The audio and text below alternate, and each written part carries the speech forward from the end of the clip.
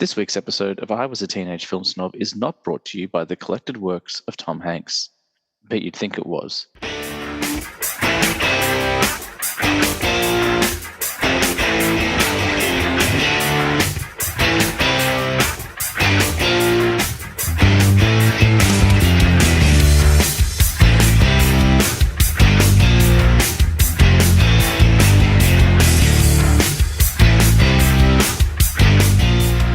Welcome to I Was a Teenage Film Snob. I'm James Chalmers, your friendly neighborhood film snob, and we are continuing our journey through the 90s. Must be getting close to the end by now. We've only got a few more left, if I remember correctly, but it's been a long and wild ride, and I'm enjoying every minute of it. Still haven't done my list, so that'll be coming soon. I keep meaning to record that with someone, and things have been falling through. But today we are having a returning guest. They made their debut only a few weeks ago, actually, and on all accounts, received some pretty positive praise, which is good. I guess you can't get negative praise. What am I talking about? This guest did mention to me off air. She said, "Look, I almost did have 5 Tom Hanks films, but I have tried not to do that, which I would have been fine with." She made a wonderful impression on her first episode, and I learned a lot about myself. So please welcome back to the show. It's my mum. Hi, James. Hey, Mum. How you going? I'm good. Good to have you back. I remember after I don't know whether after we recorded or whether it was before we recorded your first episode. You're like, because I won't say where you work, but you work somewhere where you do come across people from the media and stuff like that. And you're like, I told someone I had a media commitment tonight as a bit of a joke about the show. And then it was someone from like a radio station like, oh, I'll check out the show. There've been no offers, so they're Oh, yeah, talk's cheap, love. Talk's cheap. That's okay. We're doing fine on our own. Look, just to the audience, if you are out there and want to make offers, I will hear them. But we will continue building independently until that $1 million offer comes through. Good to have you back. Looking forward to talking more movies. How have you been since we last caught up? I've been busy, Mm. busy, but I managed to fit in a couple of things in preparation for tonight. So, yeah. That's Yeah, good. you said that you I took it perhaps a little bit more seriously this time. So, love that. yeah. I don't need people to. Like, I obviously like it when they do. I went on a whole tirade, not last week, but the week before with my friend Samantha. I'm like, she just takes it so seriously. So I love that because I take it seriously.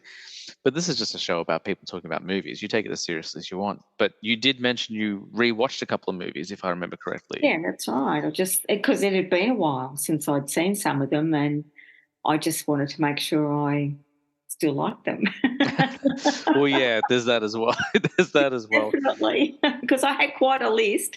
And yeah, there was definitely more than 5 Tom Hanks movies, but I thought we needed a little bit of variety in there, so we haven't got 5.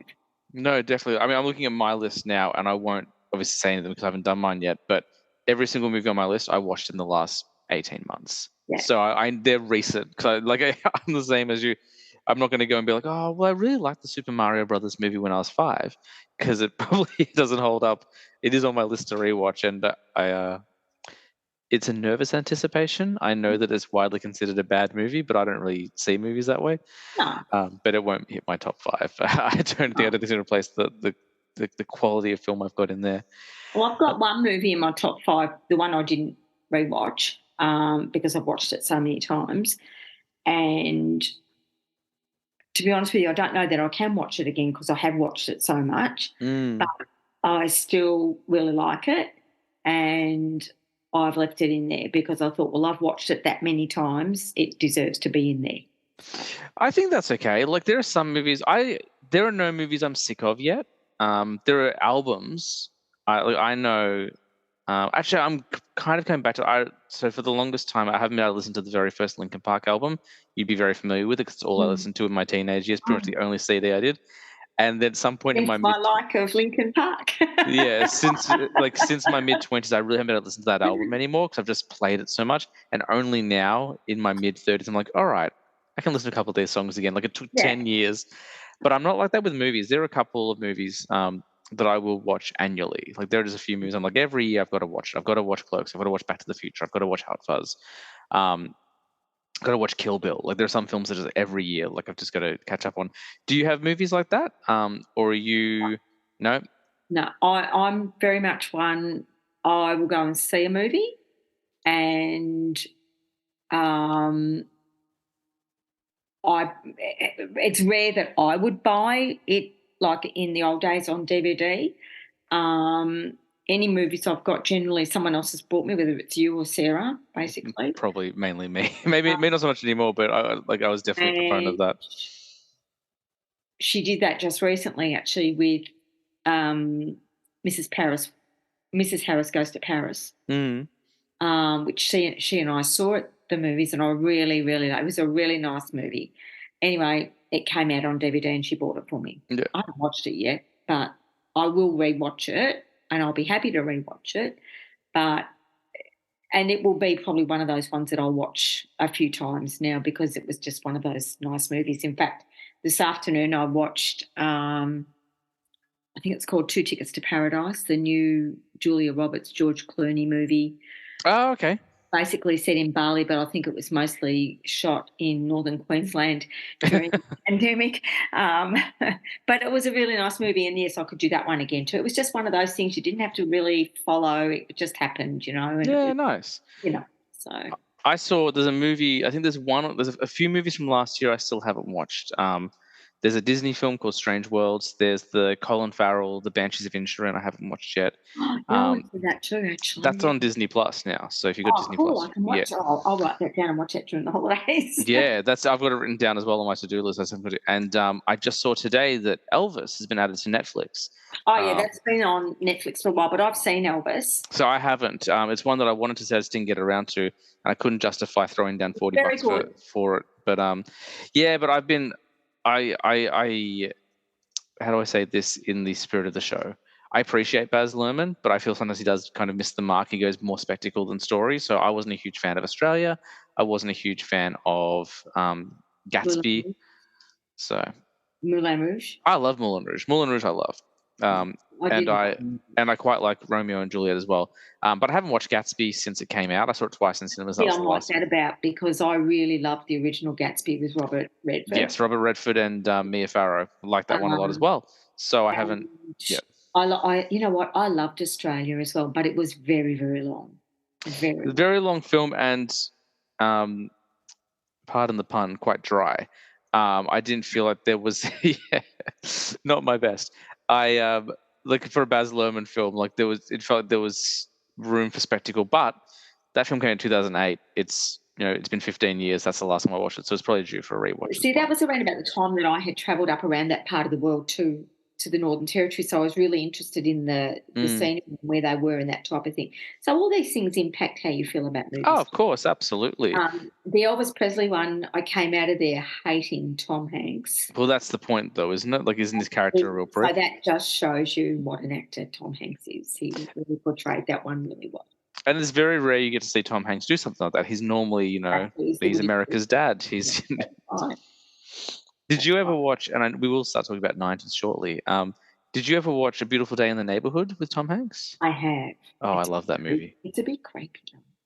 No, I think I think by modern standards it is because we're not used to people being so genuinely nice and just caring for people. So the minute we see that, we get suspicious. But I think it's a very old world approach, a very kind of 50s sentiment. Like obviously Mr. Rogers didn't have too much to do with Australian culture. Like I hadn't really heard of Mr. Rogers until not quite that movie, but like pretty late.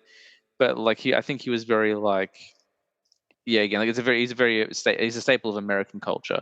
But I just think he was just he had that kind of 1950s sentimentality of just like, hey, like I'm just gonna do right by everyone. And, yeah. So I think like it seems creepy to us because we live in the 21st century and like no one is that good. Yeah.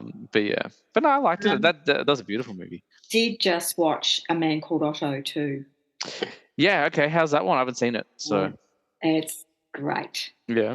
Yeah, I really like that one too. I mean, has he put in a bad movie? Like, I know people didn't much like The Terminal, but I thought that was really fun. I love The Terminal. Yeah. I absolutely love The Terminal. Yeah, and I know that's one of the people, like, general audiences had issues with, but I enjoyed it. Catch Me If You Can. Like, That he's kind of a That was villain. my movie. I guess he's kind of a villain in that because you're rooting for Leonardo DiCaprio, Of course.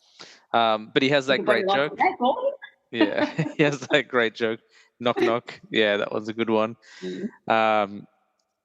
Yeah, I can't think of a bad. Maybe Polar Express I haven't seen, but I remember the computer Yeah, I animation being haven't seen it quite either, but strange in that one. it's a little bit hard to judge that one as a bad movie because of the animation or whatever they call that they do with Yeah, absolutely. No, I agree. the technology. Mm. So we're talking 90s. A little while ago, 90s I consider quite important to me. That's kind of not so much my formative years, but definitely my childhood grounded in the 90s. Do the 90s mean anything to you? What do the 90s mean to you as a Um, person and in terms of film and all of well, that? I had 2 pregnancies in the early 90s. It's true, you did. So I probably didn't see a lot. Um, In the age of the video store, you weren't kicking back on the couch with the VCR playing. yeah, maybe, but then I'd probably fall asleep most of the time because I was like you are now, just so tired because of kids, so, um Yeah, we are recording this on Good Friday evening, for those wondering, and the day has been filled with many Easter shenanigans. So it has been a long day, and I have been up since 5, but that's okay. So, no, I don't think. I suppose towards the end of the 90s was probably better because then Sarah was more of an age that we could take her to the movies. Uh, Mm.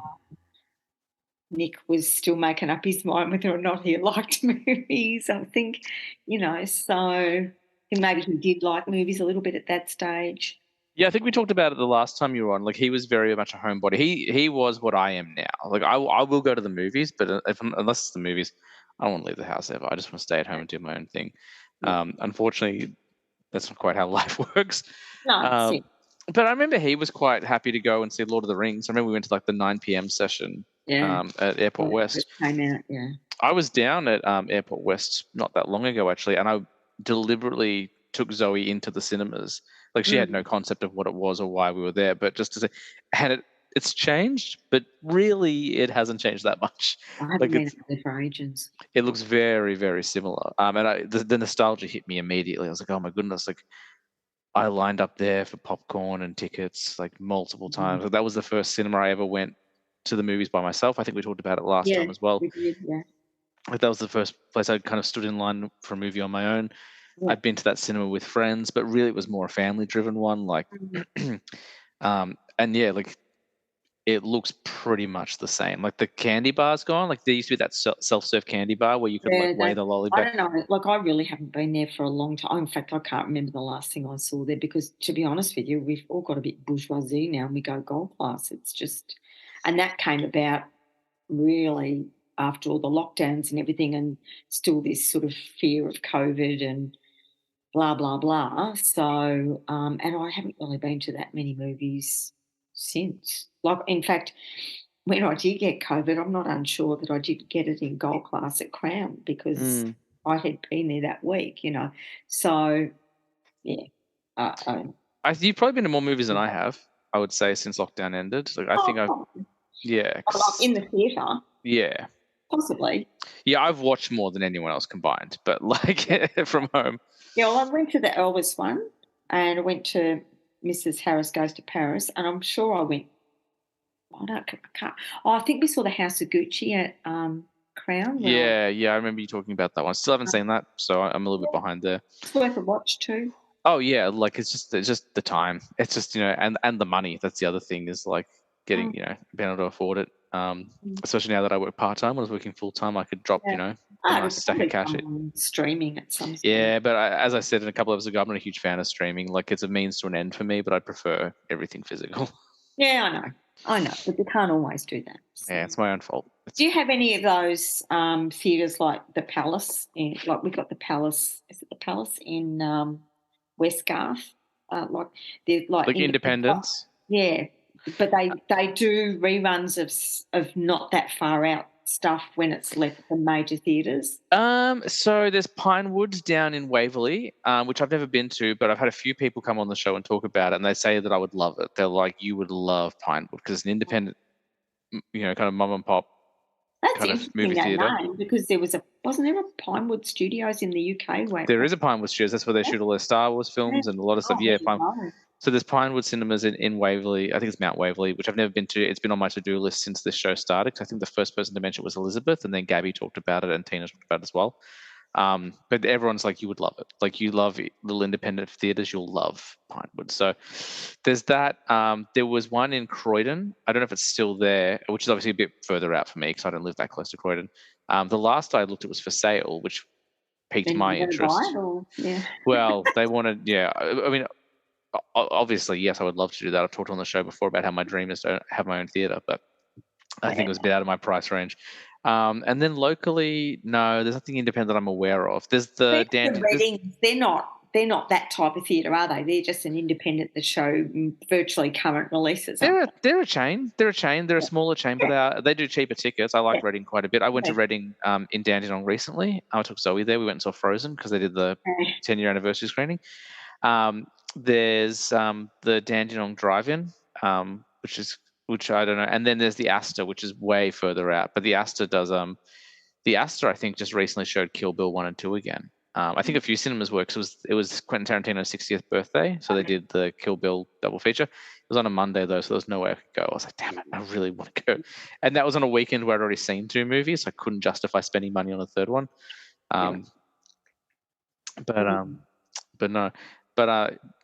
Yeah, like the goal is to, I don't know, get out more. And as Zoe gets older, like, I'll be able to do that stuff more as well. Oh, driving will be great, mate.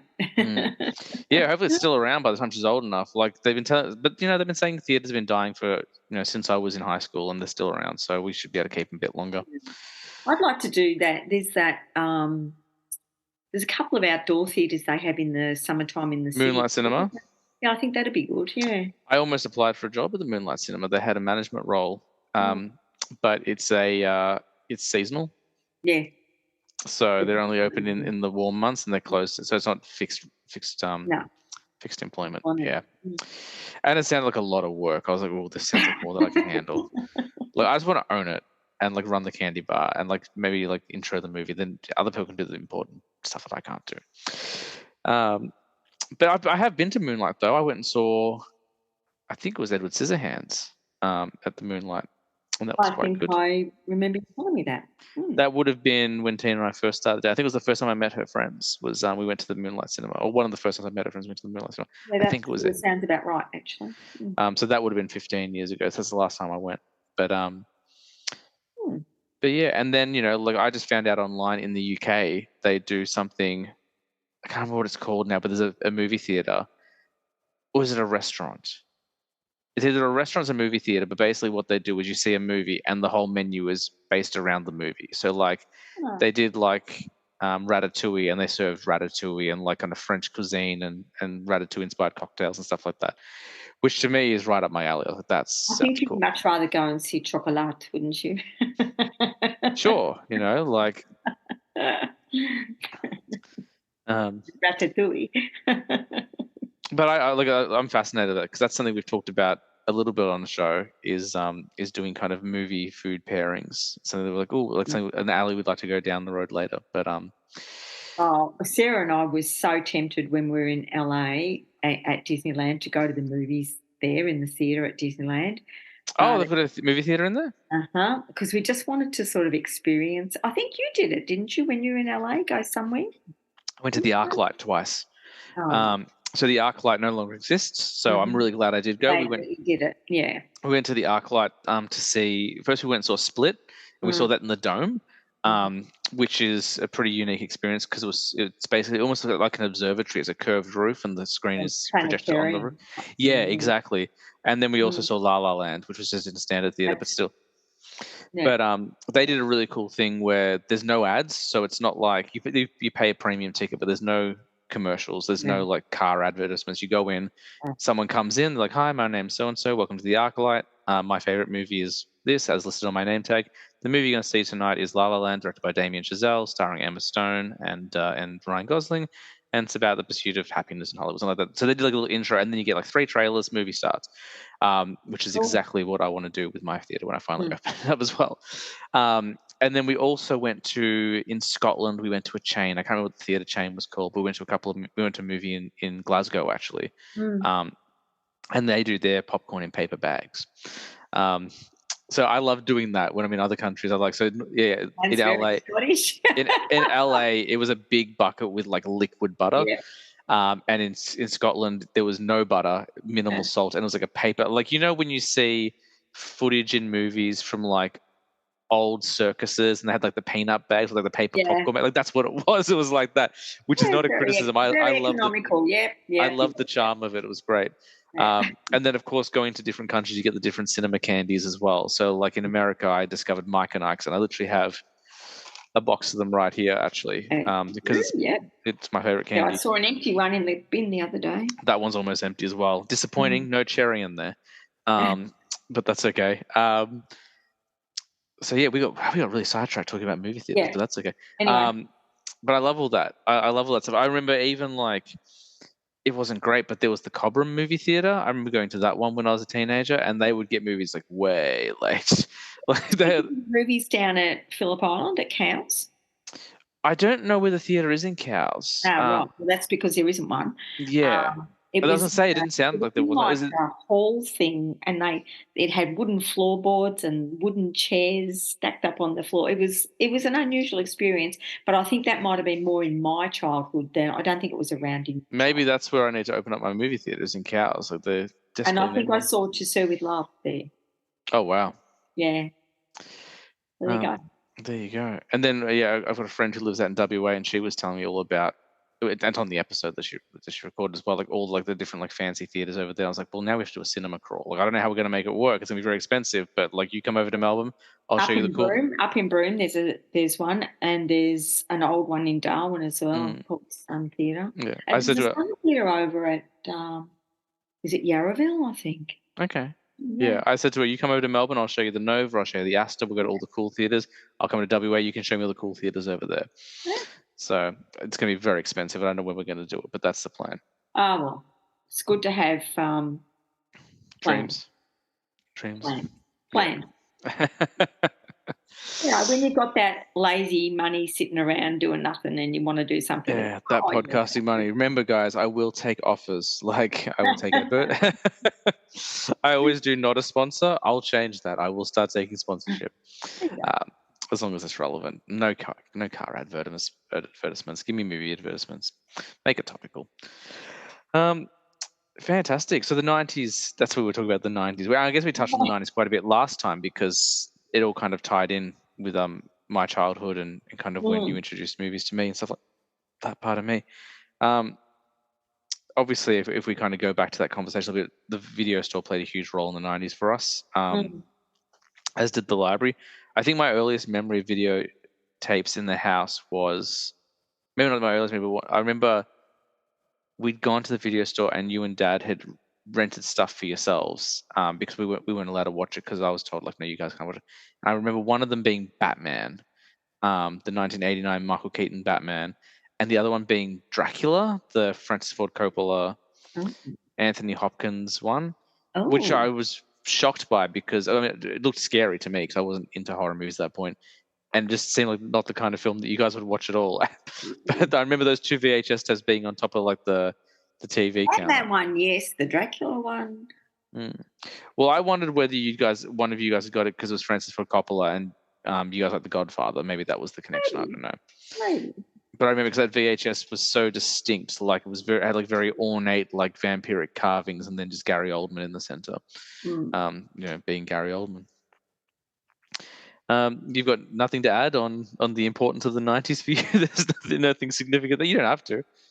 No, not really. As I said, I was pretty like you, trying to look after family and work and keep everything together. So the times that I would see anything would be videos from the video store.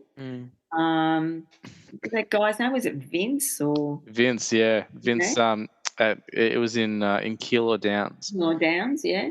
Um, I've been thinking about that video store a lot lately, and then I ended up working for Vic at Taylor's one Lakes Video Easy. oh, wasn't that Killer Downs too? I worked at Killer Downs as well, so I worked at Taylor's Lakes first because it was right next to the McDonald's.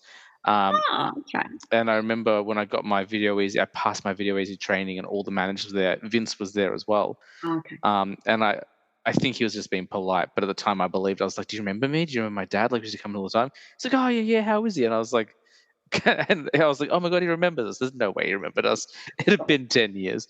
And then I worked for David and Juliet at right. Killer Downs, and that's when that was the best video store job because there were no rules, there were no boss. I mean, that store kind of went under, so that might be part of the reason why. But like I remember, I would run the Saturday shift, 16 years old. I was the oldest person, and like no one questioned it. Like no one questioned it. That was just the way it was. And we would and then I got Josh a job there, and we would just like different times, Jane. very different. Like that's almost 20 years ago now. Like that was 2005, and we're in 2023. Like it's almost 20 years ago.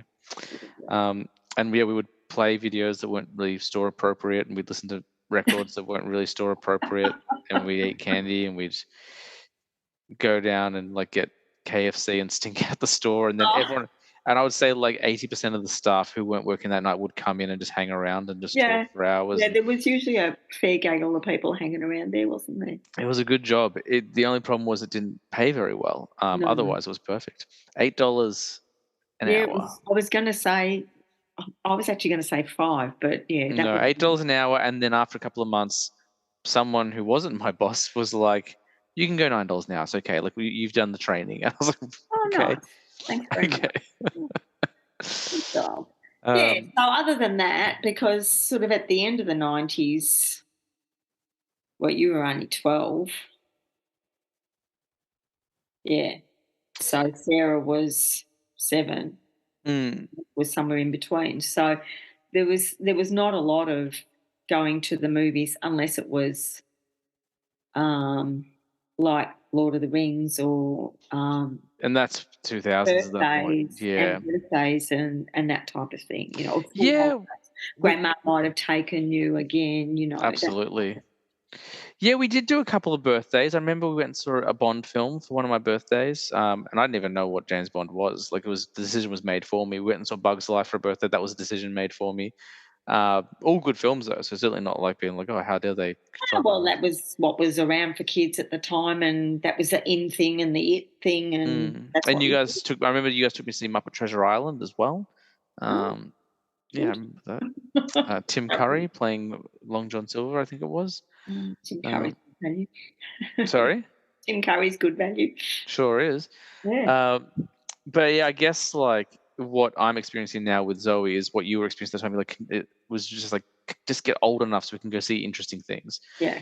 Because that's when, once I was a teenager, once it was the 2000s, that's when we started seeing Lord of the Rings and Ocean's 11 and all those like kind of more engaging films for parents and not just teenagers and stuff. But I don't know, like I'm still figuring out the kind of parent I am and will be. Like I might let her get away with stuff that maybe I wasn't able to get away with when I was younger. Depends what Tina wants to do. I won't, I won't go behind her back and show her The Exorcist or anything like that. You have to have the discussion, and you will work out what's appropriate and what's not.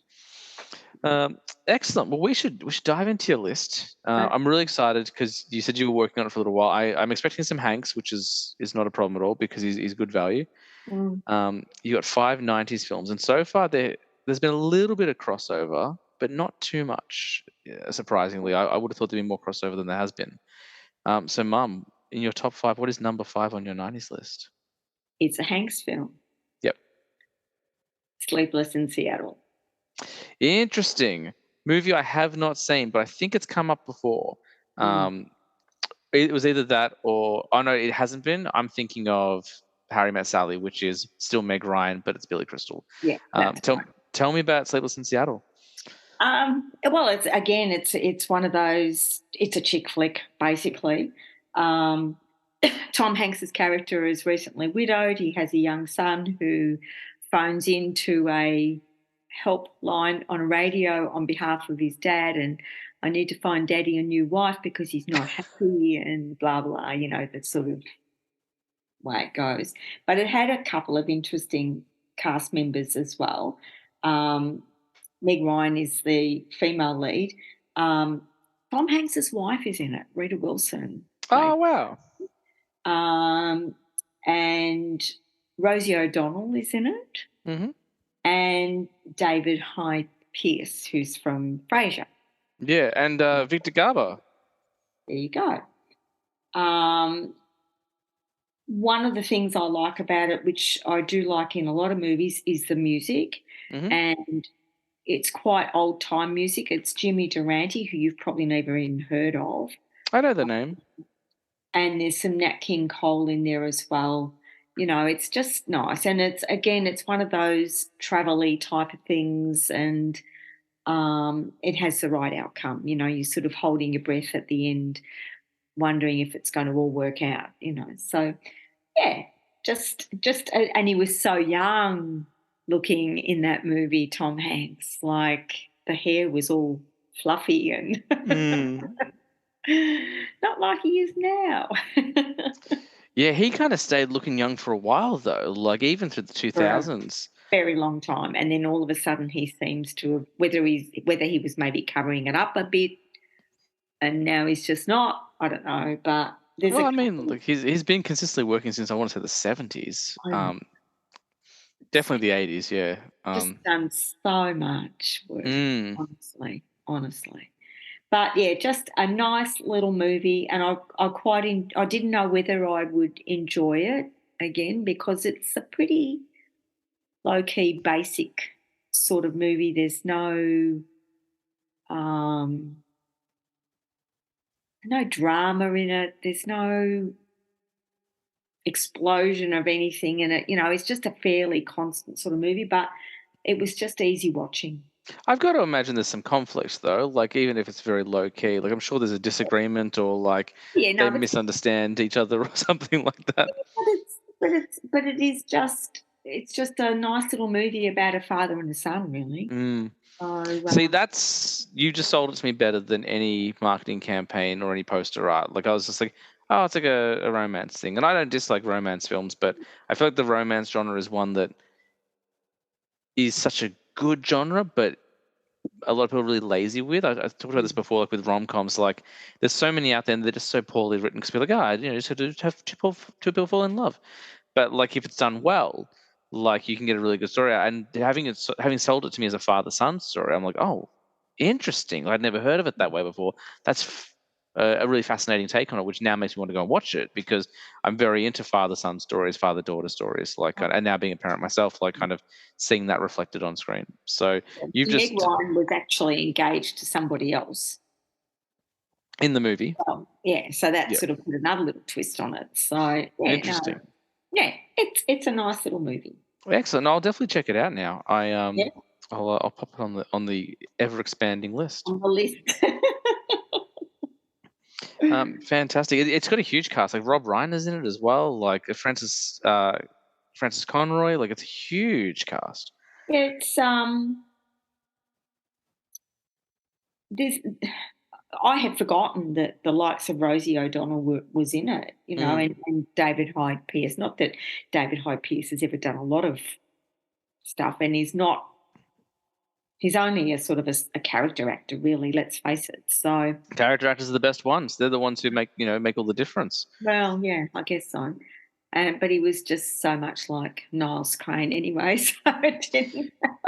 Well, I think David Hyde Pierce, and I could be wrong here. So like, if I'm wrong, I'm not I'm not he. I'm just from what I understand, he's very much a stage actor. I think he likes doing a lot of more theatre. There's no money. Well, there might not be as much money in theatre as there is in TV or. There's a lot of money in Frasier. I'll Yeah, tell you that. right. Like there's a lot of money in Frasier. And it But just keeps on going. I They're think bringing it back. So yeah, they're bringing it back. Well, here's something. At the time that Frasier finished, I think Kelsey Grammer had the record for the longest time playing a single character because he played Frasier Crane Yeah, all through Cheers as well. So it was about 20 yeah, years that's or right. something. Yeah, Because Frasier was yeah, a spin-off and went for about 11 seasons. But yeah. look, I've only I seen think it was longer than Cheers, didn't it? it ran longer than Cheers, Yeah, which is very funny. yeah, which is really funny. Yeah. Yeah. And I was in a handful of seasons, but it's very cleverly written and very, very funny, Frasier. Yeah. So I'm down for a It can be a reunion. bit predictable though sometimes, Frasier. Well, I mean, that's sitcoms though. Like, watch an episode of The Big Bang That's Theory right. and tell me it's different after 4 Yeah, episodes. Like, true. yeah, Yeah, like, absolutely. And I've watched a zillion episodes of that, so yeah. Nothing against The Big Bang Theory. I remember I loved that show the first time I saw it. And I became so disillusioned when I saw an interview with the writer, because the writer was like, "We don't know anything about science or comic books, so we just No. write, insert comic book reference here." I was like, "Oh, that's lazy." Yeah. As a writer, I was offended. I was like, "Oh, like, why wouldn't you do a bit of research?" But I guess when you're pumping out, 22 As episodes many a year, episodes as they are, yeah. exactly. Mm. I was young and snobby back then, and now I'm a little bit more understanding. But even still, the magic was lost. Yeah. That's Um, understandable. Alrighty, good strong start, and you've convinced me on a movie that I had no interest in previously, just because Cool. I'd never thought it was for me. Yeah. But now I think it might be. What is And you number 4 on your list? Okay, so number 4 is the one I didn't watch recently, Mhm. and it's Pretty Woman. Now, Gabby talked about this in the last episode, so I've been given a bit of a rundown on it. I still haven't had a chance to watch it yet, but she sold it incredibly well. It was another film I really had no interest in. I just didn't think it was a me film, but it has been sold quite well. It has been sold to me quite well. But yeah, tell me about Pretty Woman and why you like it so much. I don't know why I like it so much. Really, I do like Julia Roberts. I haven't watched a lot of Richard Gere, Mm-hmm. but I like him in this role. Julia Roberts is quite convincing as the streetwalker. I was wondering, I'm like, what terminology is my mother going to use in this talking about this movie? Is she going to say hooker?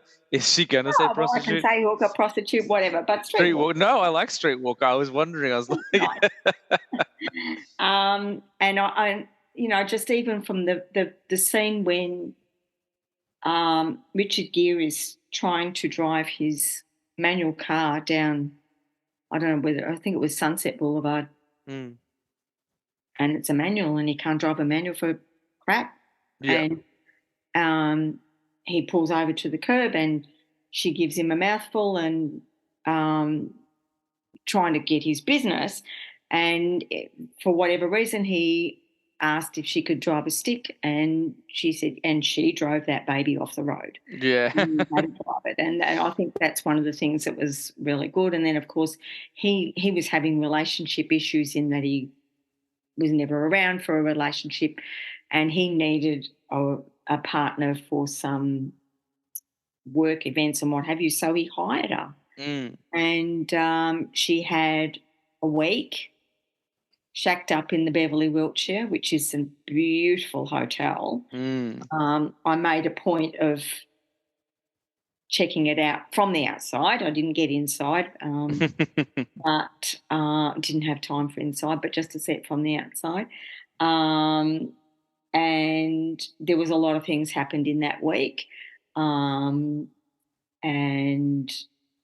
I think one of the things I liked that happened was the hotel manager was played by Hector Elizondo, who was in Chicago Hope, and I really liked him. I like him as an actor also. Is he also in one of the Law and Orders or something? I feel, yeah, or like LA Law or something. I think he was in one of those, yeah. And he's the hotel manager, and he picks up straight away that she's a hooker, and then Richard Gere walks in, and Hector says to him, "So this is your niece who will be staying with you while you're here," like covering it up, blah, blah, blah. And he effectively took Julia Roberts under his wing and told her where to go to buy frocks. And that's another thing. I loved it when she had the Black American Express card to go shopping on Rodeo Drive in any one of those beautiful shops in there. And none of the bitchy sales assistants would help her because they thought she was a hooker. And she went back to the hotel and big mistake, huge. yeah, great line, isn't it? She went back to the hotel and she said, "I've been trying to buy this dress and they won't sell anything to it." So he got her in touch with someone who would sort her out. And the wardrobe in that movie alone was stunning. Mm. And then so then there's all the other things that happen in it as well. But I think it's that rare, and it's sort of like not poor little rich girl, but like down and out girl makes good sort of thing. So Mm. at the end of the movie, she had, with the money that she's made out of Richard Gere, she's decided to go and study. But of course, I don't think that actually happened because I think they got married or something. But Mm. but I haven't watched it for a long time. So and I did watch that quite often. And they would then go on to do they do Runaway Bride together as well later on, Richard Gere and Julia Roberts? Am I remembering that correctly? I don't know. I think they did do Runaway Bride together as I don't well. think I've seen Runaway Bride. Oh, have I seen Runaway Bride? Yeah, it's Richard Gere and Julia Roberts again. Yeah. I must have a look at that myself then. That down as Yeah, well. no, it's got a great cast like Jason Alexander, obviously from Seinfeld, and but Larry he Mills. plays a rubbish. Like he plays it. Yeah. Well, that's also George Costanza in Seinfeld. Like, oh yeah, I'm not a Seinfeld person, no, but I didn't like his character at all. But you're not supposed to. So yeah, so he's done a good job. Yeah, of course. Well done, Jason Alexander. You've done a good job. And I don't know who the girl was that played Kit, the other prostitute that sort of. It's Laura San Giacomo. She was in. I was talking about her recently as well. She because Gabby was talking about in the last episode. She was in something that I really liked, and I talked about it at the time, and I've forgotten again. She was in Just Shoot Me, which is an old sitcom. But there's a movie from the early '90s she was in that I remember really liking. She was in The Stand, which is the Stephen King thing. She did Quickly Down Under. She did Miami Vice. She did a bunch of things. But yeah, she's good. Sex Lies and the Videotape. She did as well. This is another one where I really liked the music. Roy Orbison. Roy Orbison, and then there was a bit of they flew up to San Francisco in his private jet, and they went to an opera, and that was really good. Oh, nice. Operatic sort of stuff as well. So Excellent. Not surprised to see that one on your list. I would have been shocked if it wasn't, to be honest. That seems like it's right up your alley. Even if didn't make it, but I thought, because of the amount of times I've watched it, it has to be. I knew there was going to be a Julia Roberts film on there, and Pretty Woman's the go-to one for the 90s, I think. Although the 90s was kind of her decade. She had a huge decade. Well, I didn't like Tom Hanks. Yeah, absolutely. He dominated the 90s as well, the two of them. Did they do anything together? And if not, why not? I don't think so. Seems like a missed opportunity. But all right, we are flying through the list, but I imagine there will be one coming up soon where I will be able to talk more about what's number 3 on your list. Another Tom Hanks movie. Excellent. Apollo 13. Another one I haven't seen. Oh no.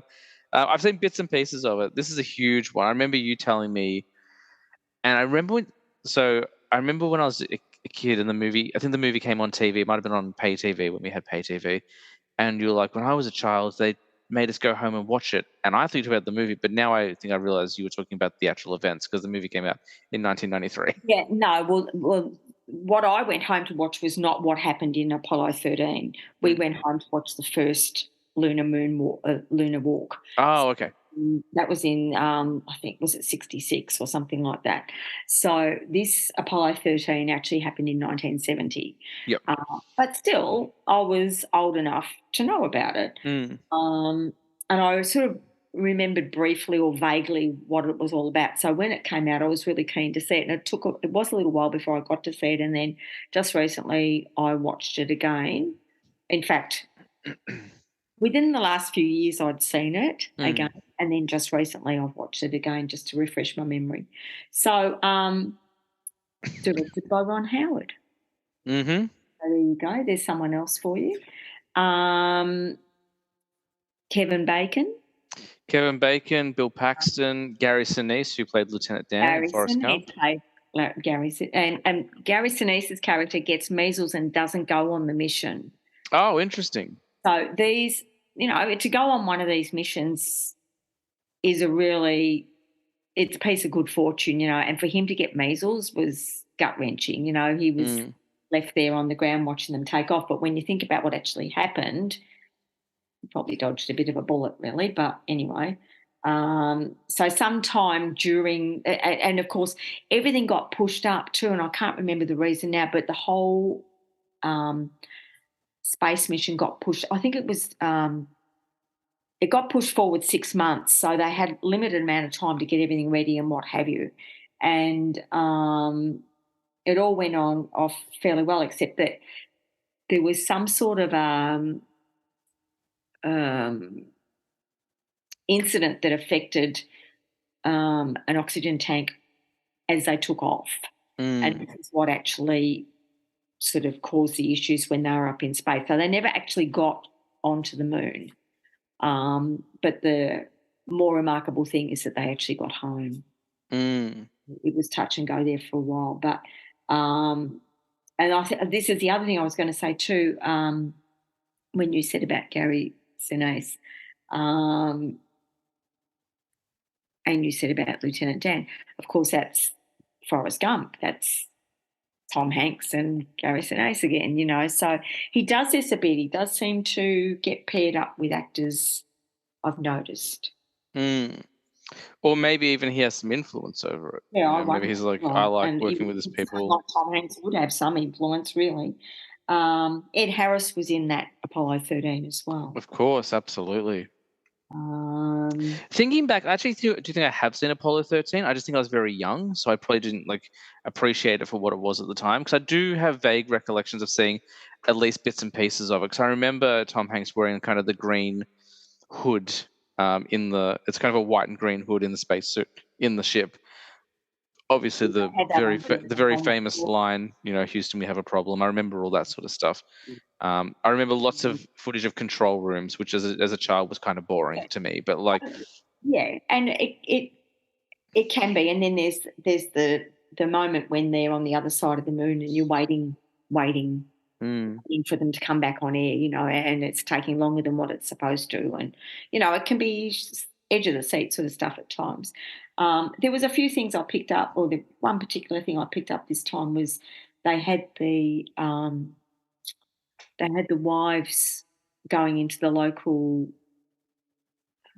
Were they going to the local television station? No, they went to the NASA base, and they were going to watch the broadcast from space. mm. They I don't know whether you've ever seen one of those broadcasts from space because that sort of all stopped, I think. But they would I send back saw today actually. I think I saw an article where there are 4 people who are going back to the moon. I thought I saw today. So we may see some of that soon. soon, yeah. And they just for interest's sake to show the public what goes on and how the sort of food they eat and how they prepare the food and how they get around with no gravity and all that sort of stuff. It's just Mm. interest. Anyway, the wives were going off to the base, and there was supposed to be this was all going to be broadcast on the TV, and then they found out along the way that no, they're not putting this on the TV. Something more important had come along, so Mm. there was if the truth that came out of it was a bit sad, really. Mm. Anyway, the most important thing is that they all came out alive. That was Mm. the most important thing. And Gary Sinise recovered from measles, so that's good. Now, as far as space movies goes, is this kind of your your favorite space movie? Because I know you're not big on science fiction. And I know this isn't science fiction, Mm. but like, are there space films or kind of films associated with the space race that you prefer, or is this for you kind of pinnacle? Um, This is where. Because I I've remember seen a lot. I remember in the early 2000s, or maybe it was the late 90s, there's a film called Space Cowboys that you were quite interested in. That was a Clint Eastwood film. Uh, And it was a bunch of older Daniel guys. Craig was in. I haven't seen it, but I remember you were Daniel into the Craig's idea that maybe Donald Sutherland. I'll have a look and see. I probably don't. I love Donald Sutherland. I'll see if I can find it quickly. Because I remember, yeah, you were. So Clint Eastwood, Tommy Lee Jones, Donald Sutherland, James Garner, James Cromwell, Marcia Gay Harden. So it was a Clint Eastwood directed film actually as well. I remember that was one that you were quite keen on when it came out, or at least you wanted to see it. So, It would have been the Donald Sutherland would have been the draw card for that. mm. Um, I think the first real space movie I saw was 2001: A Space Odyssey, and that We've talked about that one off the mic. um, It's a very ambitious film. I watched it for the first time last year, but for me, I was just like, it's a very Kubrick film. You know, it was a very Kubrick film. and See, I Kubrick does, wouldn't, you know, for its time, like it achieves a lot. There's some very interesting ideas in there, and like visually, it's stunning. But like Kubrick has a very kind of and the static. music is good. Sorry. The music is good. Yeah. But you know, the last 30 minutes is just a technical nightmare. Like you're just looking at a spiral for 30 minutes. I was just like, oh, this is a bit too much for me. I felt similar when I watched Eyes Wide Shut last year. I was like, oh, like this. First of all, it's not as outrageous as everyone made it out to be, but also it's just a lot of long shots and just like a lot of long kind of, which works well for The Shining because it builds anticipation and suspense, but for other films it doesn't quite work as well. Full Metal Jacket also works quite well, but the reason I ask is because I think my favorite space film that's not fiction, because obviously I like Star Wars and I like Star Trek and stuff like that. I think for me, pinnacle is Hidden Figures. I adore that movie. I think Hidden Figures is a great space film. I love it. I absolutely Let's love go your mate from Big Bang Theory. I know you like him, so Yeah, but it's got Kevin Costner. no, the female lead. Olivia. Oh, who is it? Oh my goodness. I know it's got. I'm forgetting everyone's name now. It's really embarrassing. Not Olivia. Octavia Spencer. Octavia Spencer's in it. Yeah. But she's not the main one. She is for me. Taraji P. Henson is the main one. Is the main actress, and then Janelle Monáe, who's the really sassy one. She's the one who's always like giving attitude. Yeah. Mahershala Ali. It's Aldous Hodge. It's a solid movie. Yeah. I think that's my go-to space film. I love Hidden Figures. I saw that in a mums and bubs session before I was a parent, before I was married. I had a Wednesday off, and I was like, I don't care. I've got to see Hidden Figures today, and it was worth every minute. Is it? I think it.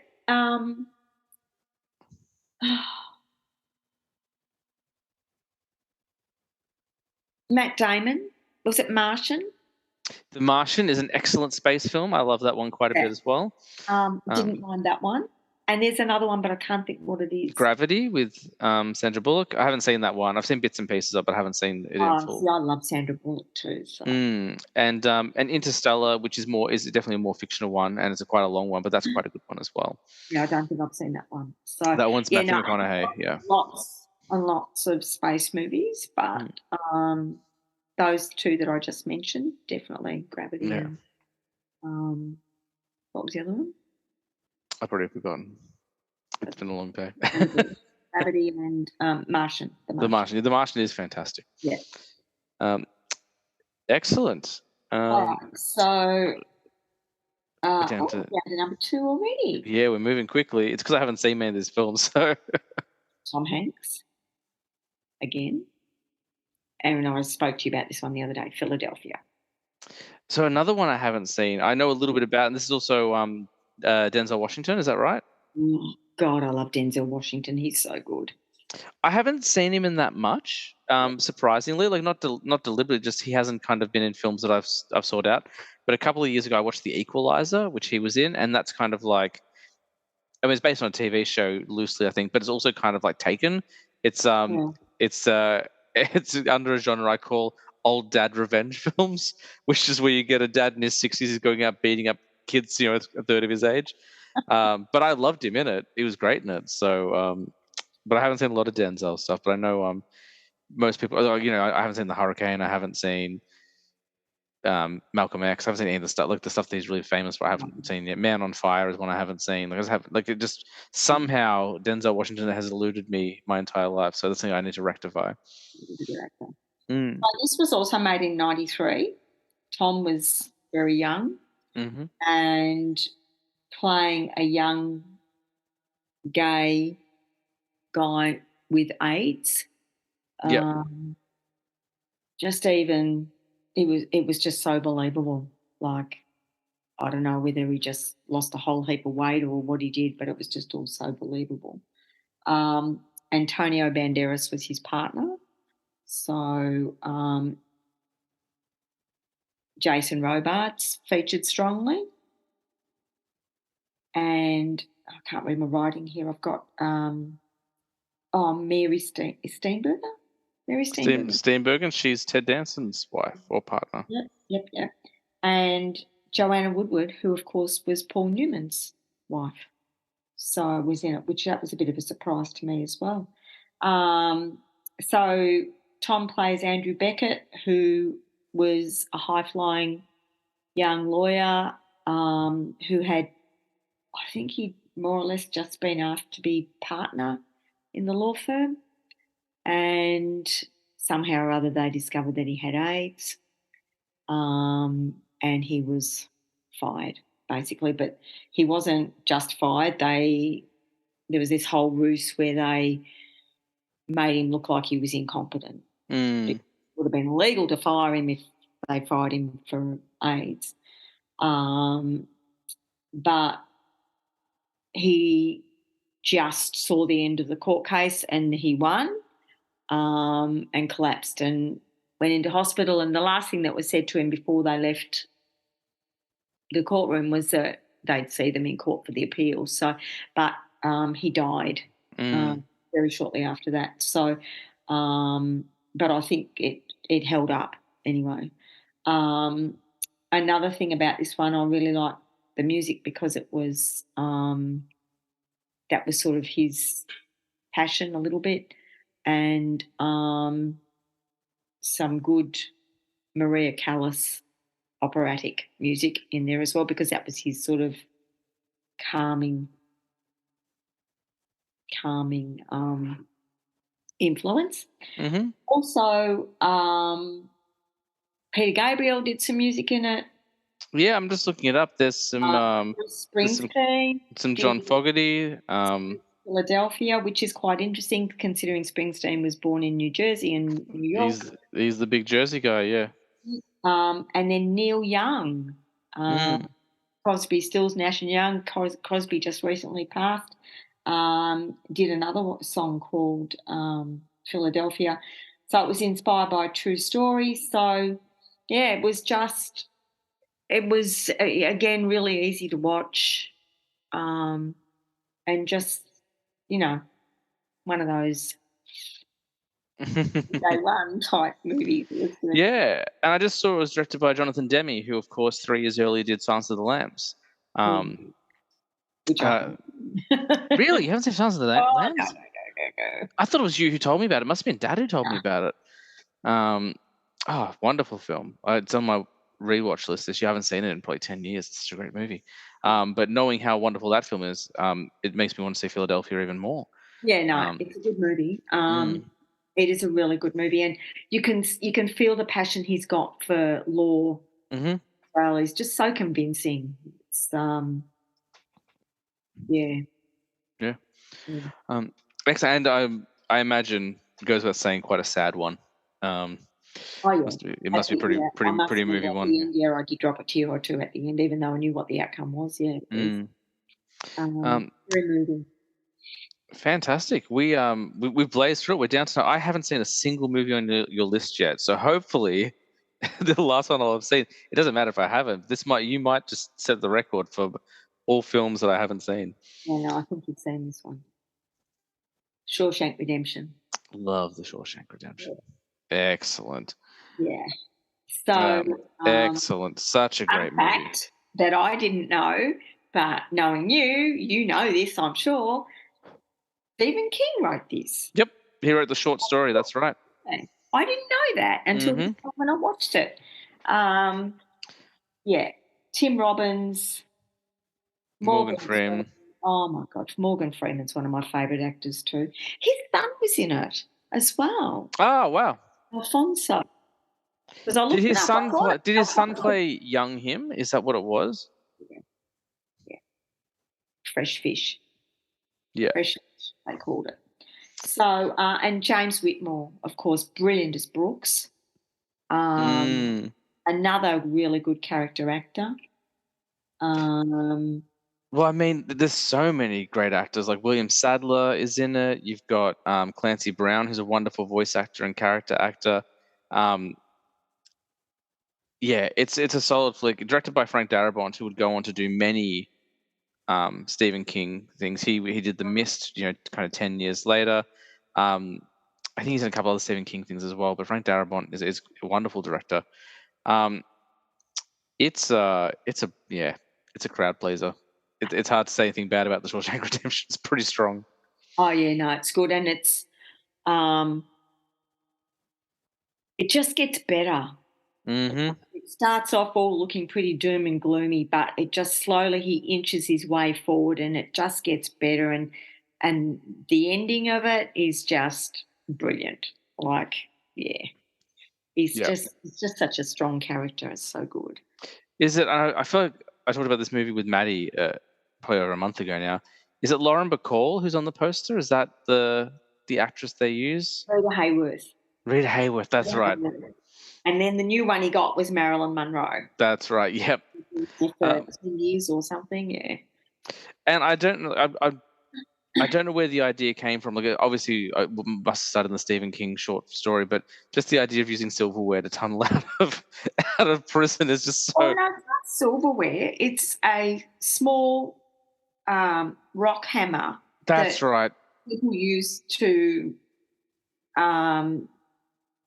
shape rocks. Yep, that's right. For some reason, I thought little animal shapes out. That was part of the ruse. Yeah, that's right. Yep. And because it's been a minute since I've seen it. So Freeman, Morgan Freeman said to him, "Oh, you'll end up in the hole if they catch you with this. They'll think you're going to tunnel out."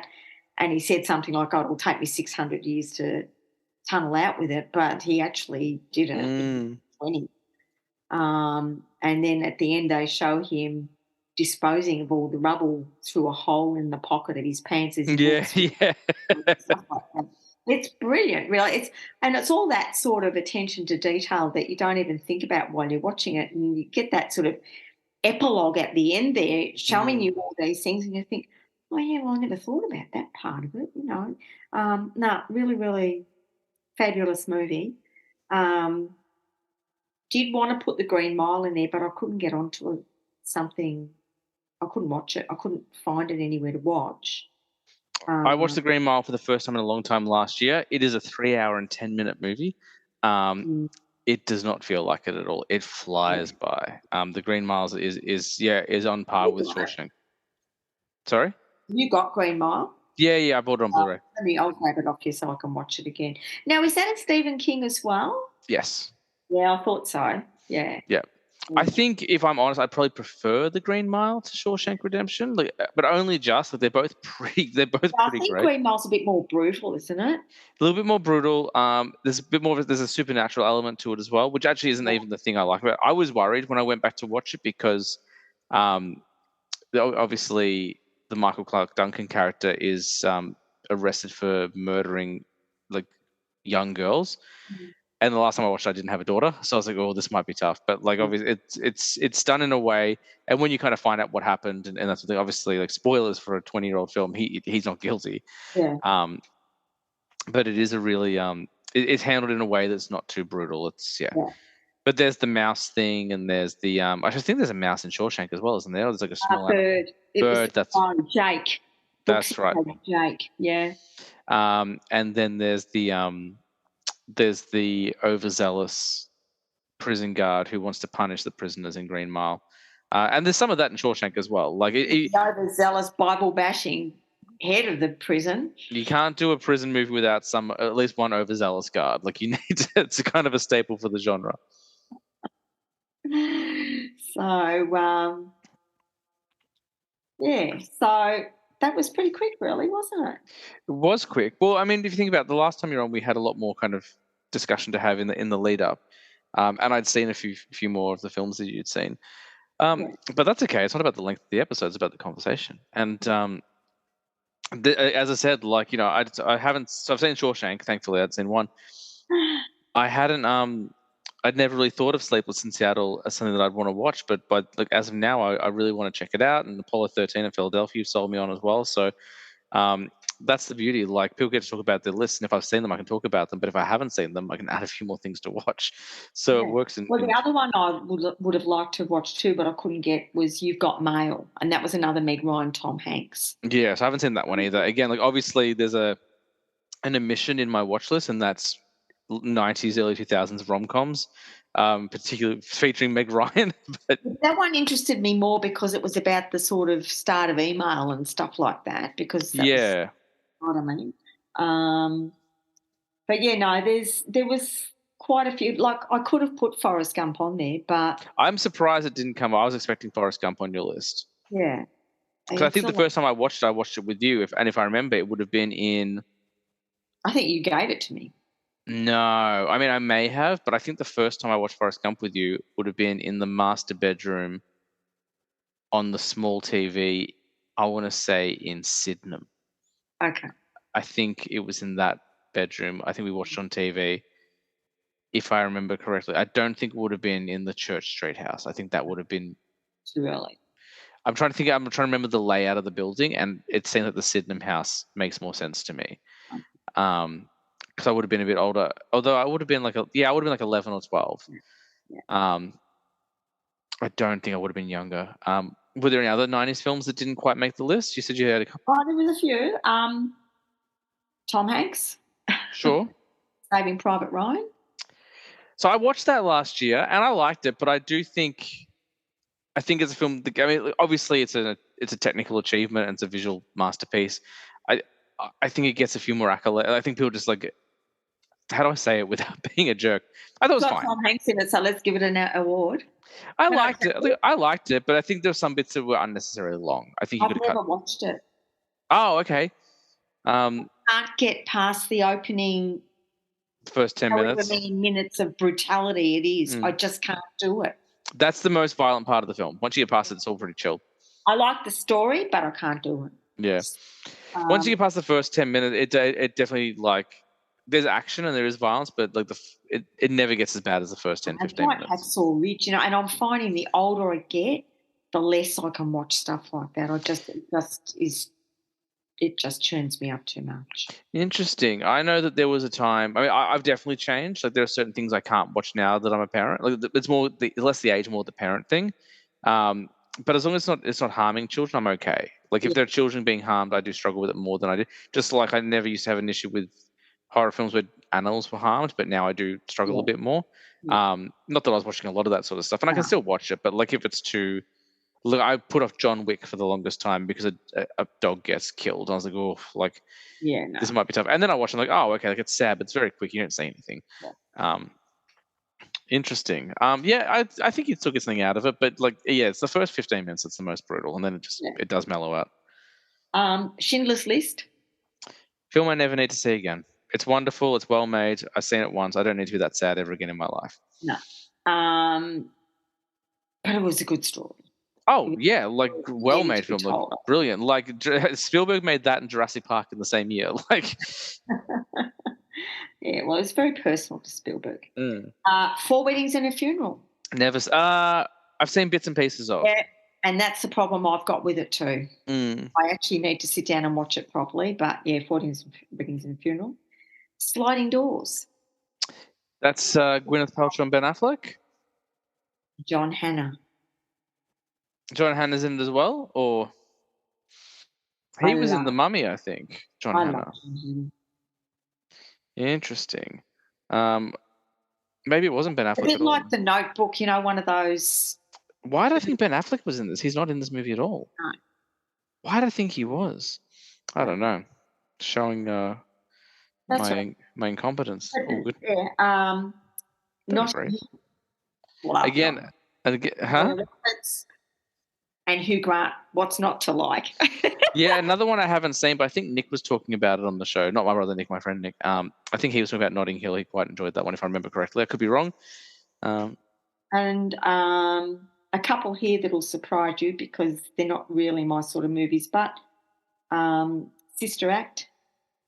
Yeah, I've never seen it. I get. You?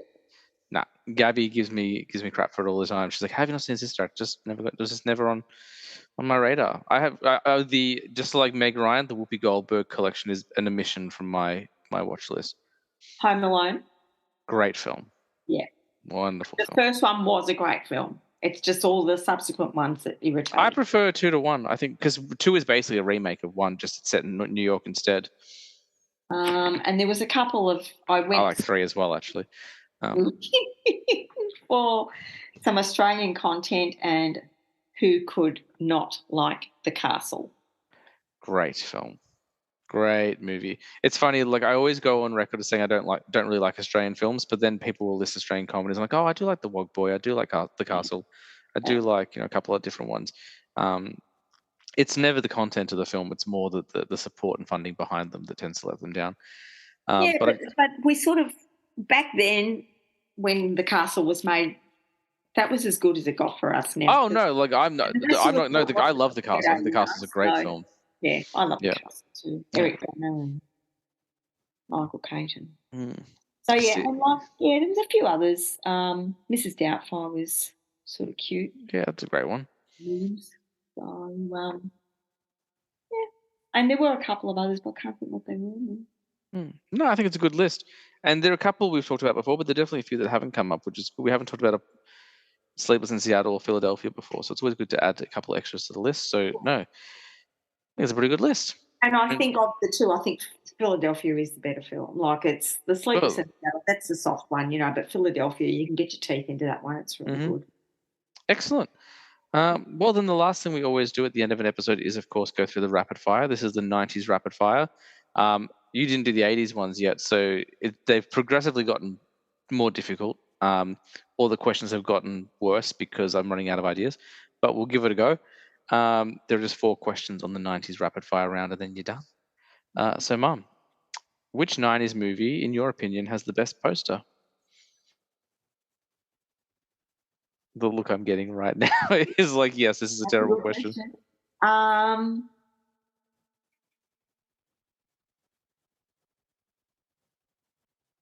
Do you know what? I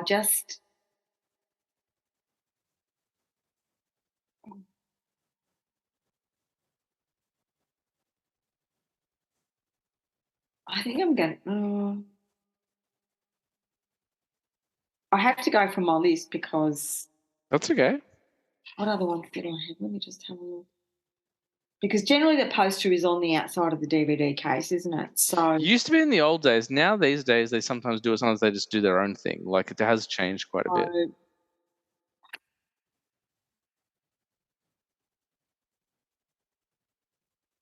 I'm going to go with Forrest Gump. Not a bad poster. You don't have to have Forrest Gump on it. You just see it and you know it's Forrest Gump. It's pretty iconic. It's definitely one that people have would be familiar with. Absolutely. I wondered whether you were going to go with oh my goodness, I just closed your list, so I've forgotten already. Shawshank. I thought Shawshank might be the more iconic poster. Him on his knees in the rain. Think about it too, but I think there's a way with Shawshank you could maybe get confused with other movies. Suppose Forrest Gump, I think you wouldn't. I think sure. Or maybe Apollo 13. I don't think you get, although you might. So I think Forrest Gump is the more iconic of them. Sure. Alrighty. So which 90s actor? No, absolutely. It's your opinion. Which 90s actor or actress is due for a comeback? So we haven't seen much of them since the 90s. Who do you want to bring back? Get them back in the spotlight. Can't be Hanks. He's been consistently working. Oh, absolutely. And Julia too.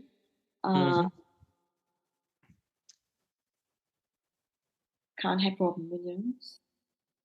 Oh, there actually is someone in a movie on your list, or I haven't seen in movies very much lately. So there is someone you can pull from your list. Well, I did think of someone just now, and I can't think who it is.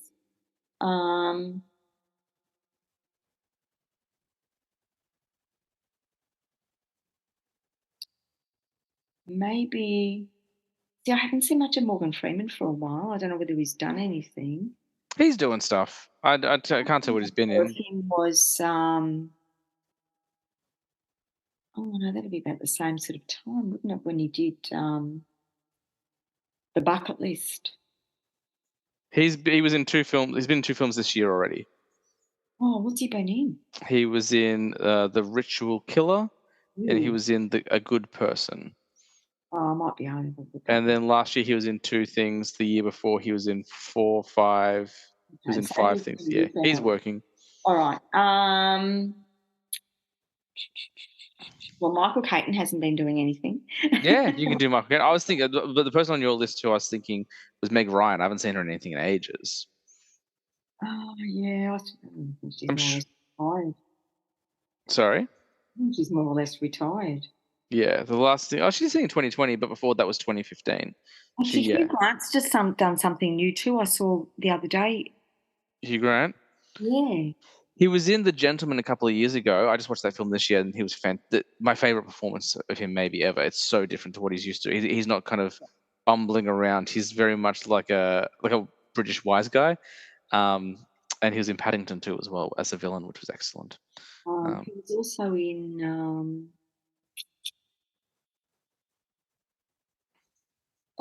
that one with Meryl Streep about the singer, the one that couldn't sing. Oh yeah. I know what you're talking about. And he was the partner. No, I do. I haven't seen that one, but I know which one you're talking Good about. though. It is good. Mm.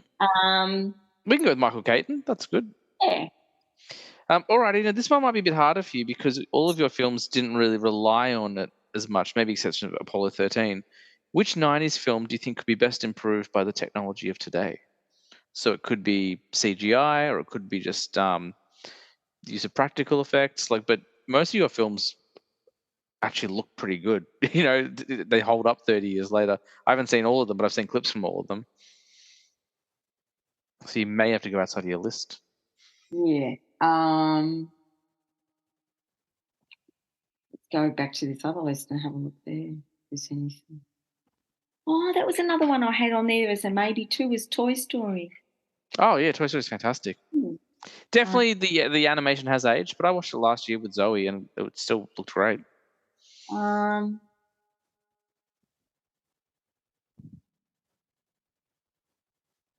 really? Yeah, I think we either have to go. We either have to go with Apollo 13, or we would go with Toy Story. Okay, I'm interesting. just bringing it up to speed because I don't really think they're all.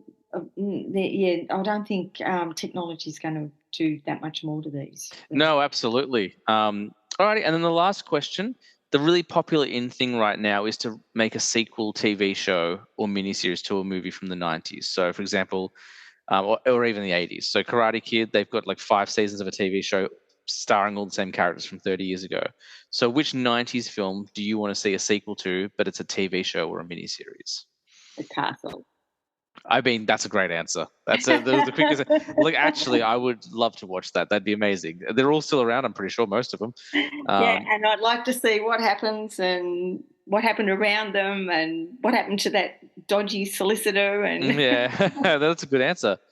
Um, that's it, Mum. You're done. You've made it through another episode.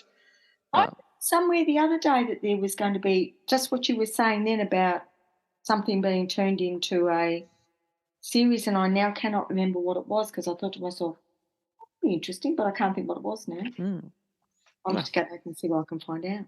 you have to keep me in the loop so I can find out what it is as well. Yeah. Um, excellent. There you go. Second episode locked. Done. Thank you. Was it easier the second time around? No, I don't think so. You sounded more confident. You didn't sound like didn't sound I nervous. did more research. Mm, I did. excellent. Well, that's going to do it for a quicker 90s episode, which isn't a bad thing. We got through that list nice and quickly, which was good. Oh, well, it's penalty rates on a Friday, Good Friday, James. You've got to. That's it. That's it. And I don't pay anyone for this. I don't get paid myself. Again, for the third time this show, if you want to sponsor the show, if you want to give me those $1 million, I will take them. I will happily sell out. Not on my message, but I will sell out this show. I want to thank my mum for coming back and doing another episode. It was a great list. She'll be back again. So we've got 80s films to talk about and much, much more. For those of you playing at home, you can follow us on Instagram. I was a teenage film snob, underscores between every single word. We just hit 700 followers as of this show. By the time it comes out, we'll be over 700, hopefully, unless they've all changed their mind or lost interest. There's some big announcements coming. I've already talked about them on the Instagram, but episode 50 is only weeks away. And then phase 2 of the show begins not long after that. Some very exciting updates coming. As always, go and write a review. Give us 5 stars. Nothing less than 5 stars, or I won't be happy. Just kidding. All publicity is good publicity. Talk about it as much as you can. We have merch coming as well.